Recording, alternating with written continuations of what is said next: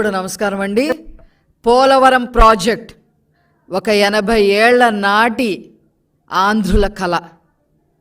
ఆ కళని సాకారం చేయటానికి నారా చంద్రబాబు నాయుడు గారు అహర్నిశలు కష్టపడ్డారనే విషయం రాష్ట్ర ప్రజలకే కాదు దేశ ప్రజలందరికీ కూడా బాగా తెలుసు. 80 క్యూబిక్ మీటర్ల కాంక్రీట్ని ఆ రోజు పోలవరం ప్రాజెక్టులో చేయించడం వల్ల గిన్నీస్ బుక్ ఆఫ్ రికార్డ్స్కి కూడా ఎక్కడం జరిగింది.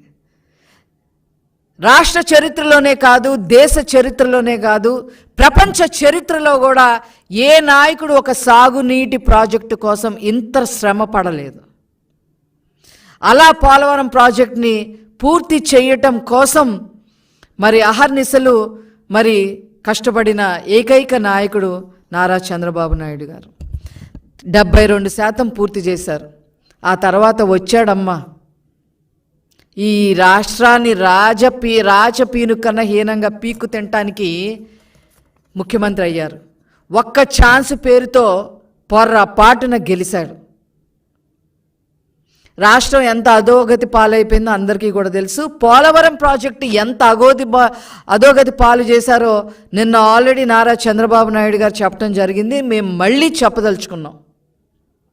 72% పూర్తి చేసిన ప్రాజెక్టుని కేవలం ఇంకొక 28% పూర్తి చేస్తే ఎన్ని ప్రయోజనాలు కలిగేవో ఆ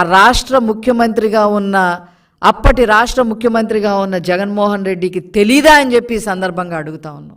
ఏంటి పోలవరం? ఇంకా కొత్తగా వచ్చిన యూత్కి కానీ కొత్తగా వచ్చిన ఓటర్స్కి కానీ తెలియాల్సిన అవసరం ఉంది అని చెప్పి ఈరోజు తెలుగుదేశం పార్టీ తరఫున మేము భావించి ఈరోజు కొన్ని విషయాలు మేము ముందుకు తీసుకొస్తా ఉన్నాం. ఈ పోలవరం గనక పూర్తి అయితే సాగునీటి సౌకర్యం మరి 7,20,000 ఎకరాలకి సాగునీటి సౌకర్యం కలుగుతుంది. ముఖ్యంగా విశాఖపట్నం జిల్లాలో 1,50,000 ఎకరాలకి సాగునీటి అందించే పరిస్థితి వస్తుంది.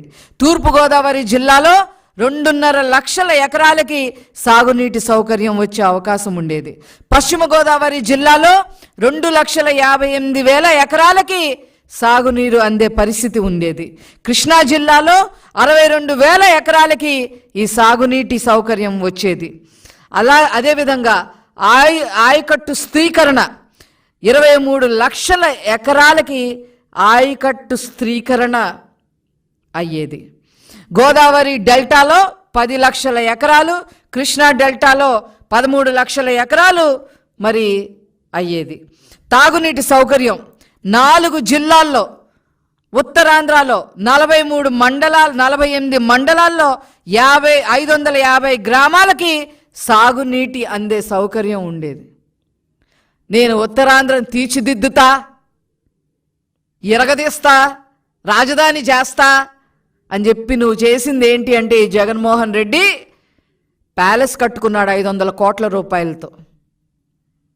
ఆ ప్యాలెస్లో చూసాం మేము 1, 2, 3 అందే. ఒకటేమో ఆయనకి వాళ్ళ ఆవిడకంట, ఒకటేమో వాళ్ళిద్దరు పిల్లలకంట, ఒకటేమో ఒకరికి ఇంకొకరికేమో ఇంకొకటి.